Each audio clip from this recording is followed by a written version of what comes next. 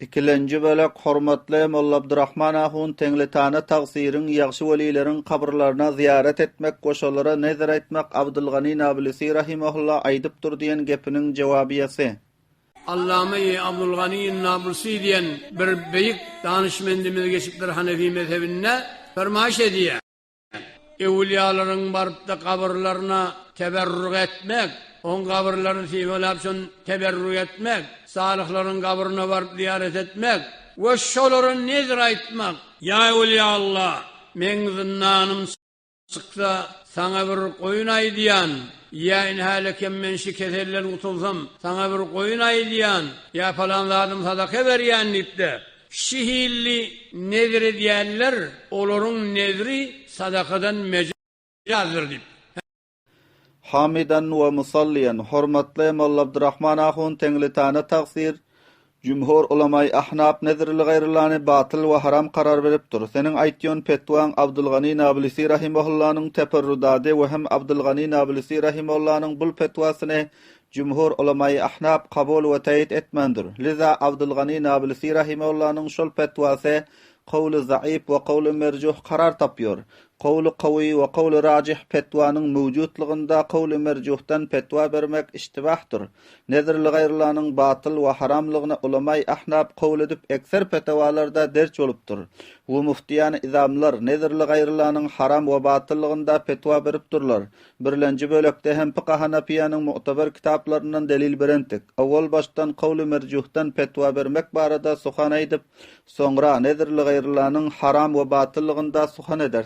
Allahu Taala. Qawlu merjuhdan petwa bermek barada Şeyhul İslam Mufti Muhammed Taqi Osmani hafizahullah tahrir edipdir. La yecuzul amalu aw'l ifta'u bir rivayat az-za'ifati aw'l merjuhati. Usulul ifta ve adabuhu birlenji cild 236-njy sapga. Durust bolmaýan amal ya petwa bermek zaif rivayatlarga ya merjuh rivayatga. Yine hem Şeyhul İslam Mufti Muhammed Taqi Osmani حفظه تحرير دبتر قدمنا أن الواجب على المفتي المقلد أن يأخذ من الأقوال والروايات ما صححها أصحاب الترجيح وأما ما يوجد في كتب الفقه من أقوال وروايات ضعيفة صرح أصحاب الترجيح بضعفها أو علم ضعفها بعباراتهم ضمنا والتزاما فلا يجوز العمل بها والإفتاء بها. أصول الإفتاء وآدابه برلنجي جلد 236 صفحة. Öňde bayan etdik bişek wajib mufti muqallidga almak qowullardan we rawayatlardan oldady ki durust karar berse şonu ashabut terjih we emma oldady ki tapylýar kütübi fiqda zaif qowullardan we zaif rawayatlardan tasrih eden ashabut terjih şol qowullaryň zaiflygyna ya bilinen şol qowullaryň zaifligi şol qowullaryň ibaratlary bilen zımnan we iltizaman bes durust bolmaýar amal şol zaif qowulga we petwa bermek şol zaif qowulga.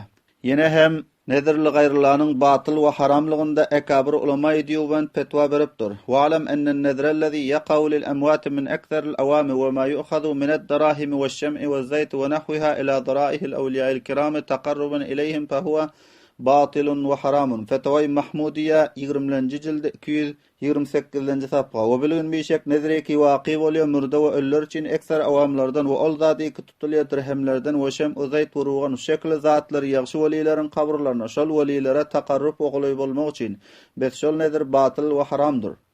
Ýene hem Fiqh Hanafiýede bir mu'tabar kitap tahtawida nezirli gayrylanyň yani Allah Taala'dan başga nezir etmekliğin haram ve batıllığı barada tahrir bolupdur. Wa alam enen nezrellezi yaqa'u lil amwat min aktharil awami ve ma yu'khadhu min ad-darahim veş-şem'i vez-zayt ve nahwiha ila dara'ihil awliya'il kiram taqarruban ilayhim fa huwa batilun ve haramun. Tahtawi birlenji jilde 693-nji sapga. Wa bilgin bişek nezreki waqi bolýan murda we öller üçin ekser awamlardan we ol zady ki tutulýar dirhemlerden we şem we zayt urgan şekli zatlary ýagşy welileriň kabrlaryna şol welilere taqarrub ogly bolmak üçin bes şol nedir batyl we haramdyr. Hormatly ahunda da görseň nezirli gayrylanyň haramlygyny köp Hanafiýanyň kitaplarynda derç bolupdyr. Bul kitaplary hem ga wagt mutala edip gör. Mufti Azam Hazrat Maulana Mufti Muhammed Kifayetullah Dihlawi nawwarallahu merqadahu nezirli gayrylany haram diýip tahrir edipdir. Izinden Allama Şami rahimahullah'nyň ibaratyny ýazypdyr. Kifayetul Mufti 1-nji jilde 235-nji sapga. Wa alam enne an-nazra allazi yaqa'u lil amwat min akthar al-awami ila qawlihi تقربا إليهم فهو بالإجماع باطل وحرام. Nedreki waqi bolýar murda we öller için ekser awamlardan murda we öllere takarrup oglay bolmak için besşol nedir batıl we haramdır bil icma. Şu şekilde Hazret Mevlana Muhammed Yusuf Lüdühyanovi şehit rahimahullahu taala öz kitabı Aapke Mesail और उनका हल दियोन फतवासında Allama Şami rahimahullah'ın ibaratını nakledip yazıptır. İlem ennen nezrellezî yaqav lil emvâti min ekseril avâmi ve mâ yukhadu mined derâhimi ve şem'i ve zeyt ve nahviha ila zarâihil evliyâil kirâmi teqarruben ileyhim fehuve بالإجماع باطل وحرام وفي الشامية قوله باطل وحرام لوجوه منها أنه نذر لمخلوق والنذر للمخلوق لا يجوز لأنه إبادة والإبادة لا تكون لمخلوق. Aapki Mesail or unka hal 1-nji jildi 488-nji sapga. Bilgin bişek nedreki waqi bolýar murda we öller için ekser awamlardan we ol zady ki tutulýar dirhemlerden we şem uzayt we şekli zatlary ýagşy welilerin kabrlaryna şol welilere takarruf hasyl etmek üçin bes şol nedir bil icma batıl we haramdyr. Batıl we haramlygy kança wejlerden şol wejlerden beşek şol nedirdir mahluk için we mahluk için nedir etmek dogry bolmaýar. Näçiniki şol nedir ibadatdyr we ibadat dogry bolmaýar mahluk için. We ýene hem Allama Hayrettin Remeli rahimahullah'ın fetvasında fetva-i hayriyede nedirli gayrillany batıl ve haram karar verip yazıptır. Ve emmen nezrellezî yenzurunahu ekserul avamike en yekûle ya seyyidi fulanın yani bihi veliyen minel evliyâi ev nebiyen minel enbiyâi in rudda gâibi ev ufiye marizi ev kudiyet haceti feleke minel zehebi ev fizzet ev tâme ev şerafe ev zeyti keza فهذا باطل بالإجماع لأنه نذر لمخلوق وهو لا يجوز لأنه أي النذر إبادة فلا تكون لمخلوق والمنذور له ميت والميت لا يملكه. فتوى خيرية في هامش فتوى تنقيح حامدية 1-nji jildi 31-nji sapga.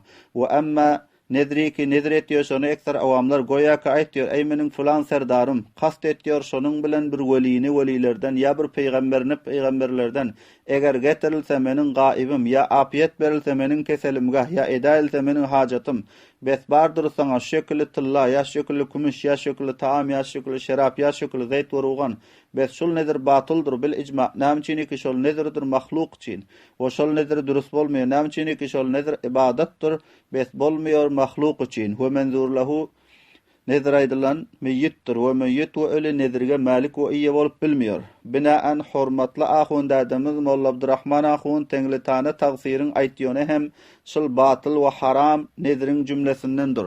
Ey pulan awliyaullah men sana goýun aýtýar. Eger zindanym gelse şekilli gepler mana şol nedir hem nedirli gayryllardan bolup batyl we haram karar tapýar. Leza hormatly ahundadymyz beşümar fetwalarda gelen açyk meselede iştibah we ýanglışga giriftar bolup durlar. Allah subhanahu we taala ahundadymyzga tawfik inayet etsin ki aýanda da şol iştibasyny rap edip nezirli gayryllar batyl we haram diýip fetwa bermeklige we işdiýän musulman doganlarymyzga Hudawandy Mutaalyň özi muwaffaq etsin iştibah düşünen meselesini iştibasyny hal edip hakykatga tabi bolmaklyga. اللهم أرنا الحق حقا وارزقنا اتباعه وأرنا الباطل باطلا وارزقنا اجتنابه.